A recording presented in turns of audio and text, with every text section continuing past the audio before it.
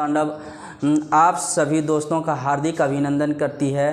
Please दोस्तों आप लोग अपने ग्रुप में चैनल को लाइक, सब्सक्राइब और कमेंट करें दोस्तों, और इसका शेयर करें दोस्तों, ताकि हम आप लोगों की मदद जो है और अच्छे से कर सकें। अभी हम जीएस के माध्यम से मदद कर रहे हैं, आगे चल कर के जो है और सारे जैसे कि मैथ्स हो गया, जैसे रीजनिंग हो गया, इंग्लिश हो गया, और सारे टीचर से हम कंसल्ट कर रहे हैं दोस्तों।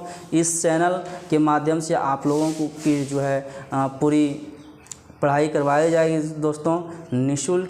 बस आप लोगों की सपोर्ट की ज़रूरत है दोस्तों। तो चलिए बिना टाइम गवाए हम आज बात करते हैं भारत की नदियों के बारे में।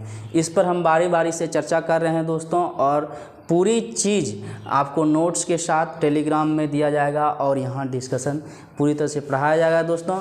ज्योग्राफी संपूर्ण ख़त्म किया जाएगा दोस्तों, यानी जीएस का हर टॉपिक को पढ़ाया जाएगा, चाहे वह साइंस हो, चाहे वह साइंस का पार्ट हो, चाहे इतिहास हो, चाहे वो भूगोल हो, चाहे वह और इकोनॉमिक्स हो, कोई भी टॉपिक आपका नहीं छोड़ा जाएगा दोस्तों। तो चलिए हम लोग देखते हैं आगे भारत की नदियों के बारे में।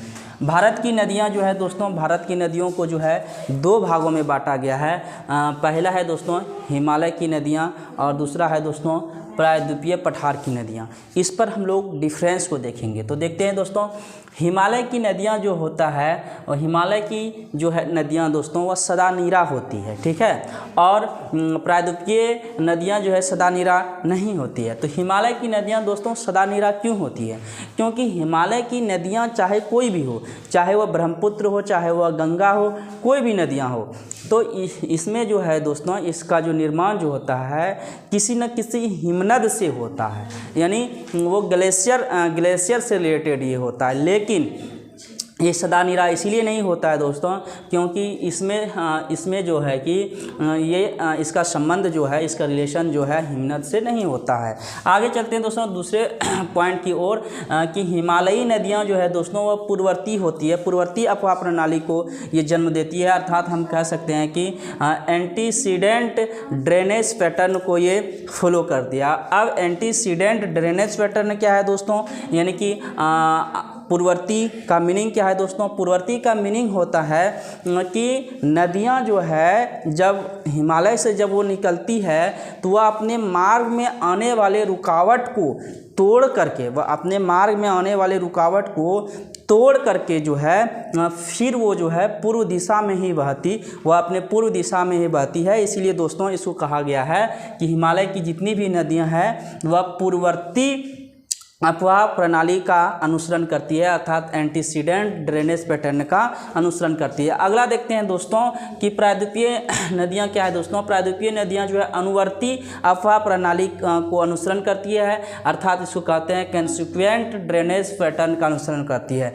अब अनुवर्ती यानी कि कहने का मतलब है अफवाह प्रणाली क्या होता है? अनुवर्ती अफवाह प्रणाली वो होती है दोस्तों कि जब नदियाँ जो है कि नदियाँ जब बहती है तो उसके रास्ते में आने वाला रुकावट जो है प्रायद्वीपीय की जितने भी नदियां हैं, जैसे वो गोदावरी हो गया, कावेरी हो गया, तो वो अपना उसके मार्ग में जो है दोस्तों परिवर्तन हो जाता है। वह जो है आने वाले रुकावट के हिसाब से वो अपने मार्ग में परिवर्तन कर देते हैं दोस्तों, कर लेती है नदियां दोस्तों, इसीलिए उसको अनुवर्ती अफवाह प्रणाली कहते हैं। आइए दोस्तों तीसरे पॉइंट की हम लोग बात कर लेते हैं कि हिमालय से निकलने वाली नदियाँ जो है तीक्ष्ण मोड़ अर्थात गॉर्ज का निर्माण करती है दोस्तों। तीक्ष्ण मोड़ अर्थात गॉर्ज का निर्माण करती है। तो अब तीक्ष्ण मोड़ अर्थात गॉर्ज क्या है दोस्तों कि जब नदियाँ हिमालय से निकलती है तो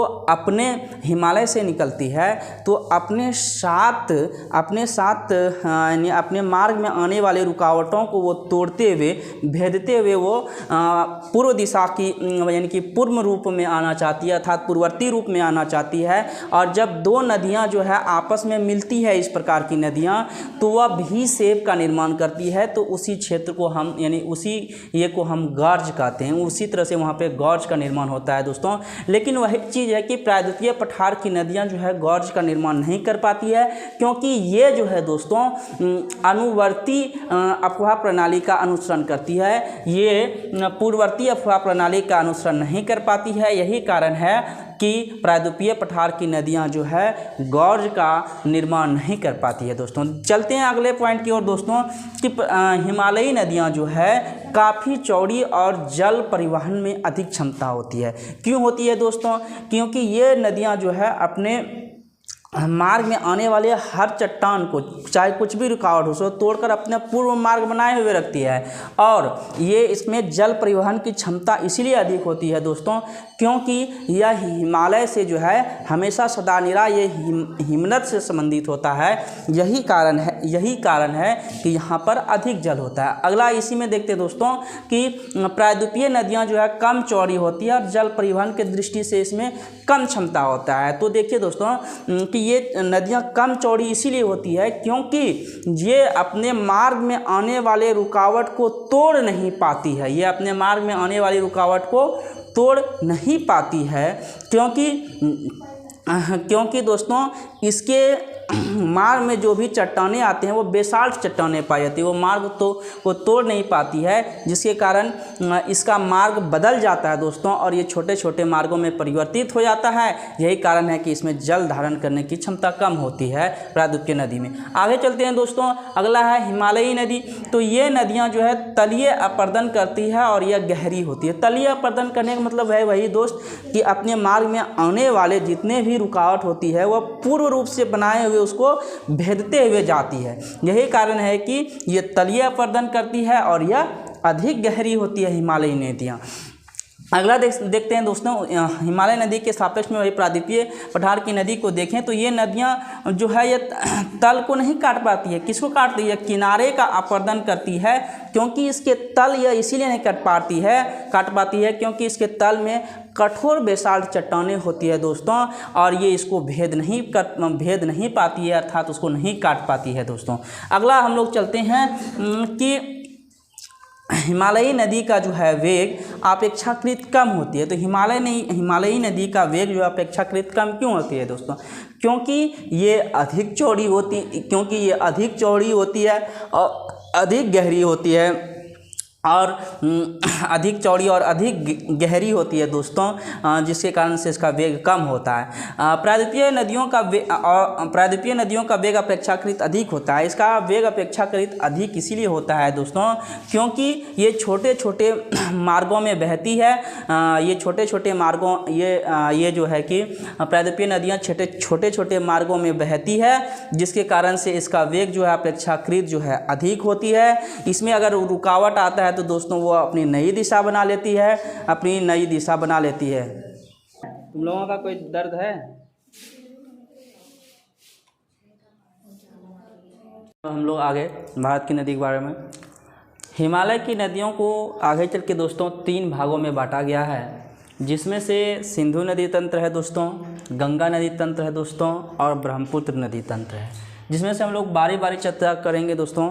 सबसे पहले जो है आज हम लोग जो है सिंधु नदी तंत्र के बारे में पढ़ेंगे। तो सिंधु नदी तंत्र के बारे में चर्चा करेंगे दोस्तों। इसके सिंधु नदी तंत्र का मतलब हुआ, इस तंत्र मतलब क्या होता है दोस्तों? कड़ी कहने का मतलब है इसके अंदर जितने भी नदी आते हैं उसके बारे में हम लोग चर्चा करेंगे। जैसे सतलज हो गया, रावी हो गया, झेलम हो गया, ब्यास हो गया, चिनाब हो गया, मतलब इन नदियों के बारे में हम लोग चर्चा करेंगे। ये सारी नदी जो है सिंधु नदी तंत्र बनाती है। ठीक है दोस्तों, तो इसी तरह से हम लोग आज पहली चर्चा करते हैं जो सिंधु नदी तंत्र है। सिंधु नदी है क्या, ये कहाँ से निकलती है, कहाँ मिलती है, उसी के बारे में हम लोग आज चर्चा करेंगे दोस्तों। ठीक है दोस्तों, तो चलिए देखते हैं सिंधु नदी क्या है दोस्तों। तो इस नदी का उद्गम जो है तिब्बत में, कहाँ दोस्तों? इस नदी का उद्गम कहाँ है दोस्तों? तिब्बत में स्थित मानसरोवर झील है। कहाँ से निकलता है दोस्तों? तिब्बत में स्थित मानसरोवर झील है, जो मानसरोवर झील के बोखरचू हिमानी से निकलती है। मानसरोवर झील के बोखरचू हिमानी से यह नदी निकलती है दोस्तों। यह भारत के मात्र एक केंद्र शासित प्रदेश है। भारत के एकमात्र केंद्र शासित प्रदेश लद्दाख में प्रवेश करती है दोस्तों। लद्दाख के लेह जिला में, लद्दाख के कहाँ दोस्तों, लद्दाख के लेह जिला में प्रवाहित होती है अर्थात प्रवेश करती है। इसके बाद सिंधु नदी जो है, इसके बाद सिंधु नदी नंगा पर्वत को काटते हुए बुंजी नामक स्थान पर गहरा गोर्ज का निर्माण करती है। बुंजी नामक स्थान पर गहरा गोर्ज का निर्माण करते हुए पाकिस्तान में प्रवेश कर जाती है दोस्तों। और यह पाकिस्तान में जो है पाकिस्तान में प्रवेश करते हुए ये दोस्तों अरब सागर से जाकर मिल जाती है। भारत और अगर पूछेगा दोस्तों कि भारत और पाकिस्तान के बीच सिंधु नदी जल समझौता कब हुआ था दोस्तों, तो 1960। अब और बात कर देते हैं दोस्तों, सिंधु नदी की अगर पूछेगा आपसे कि कुल लंबाई कितनी है दोस्तों, तो 2880 किलोमीटर है दोस्तों। अगर पूछ देगा कि भारत में सिंधु नदी की लंबाई कितनी है दोस्तों, तो 1134 किलोमीटर है। 1134 किलोमीटर आपका भारत में है दोस्तों सिंधु नदी की कुल लंबाई। इस प्रकार से हम कह सकते हैं कि दोस्तों सिंधु नदी का उद्गम स्थल अगर पूछ दिया तो मानसरोवर का झील के बोखरचू ही माने। अगर पूछ देगा कि ये इसका होगा उत्पत्ति स्थान और इसका बोल देगा मुहाना कहाँ मिलती है दोस्तों, तो इसका आंसर हो जाएगा अरब सागर में ये सिंधु नदी जाके मिलती है दोस्तों। ठीक है, आज सिंधु नदी जल समझौता हो गया 1960। भारत में इसकी लंबाई 1134 किलोमीटर दोस्तों, और कुल लंबाई बोलेगा तो 2880 किलोमीटर।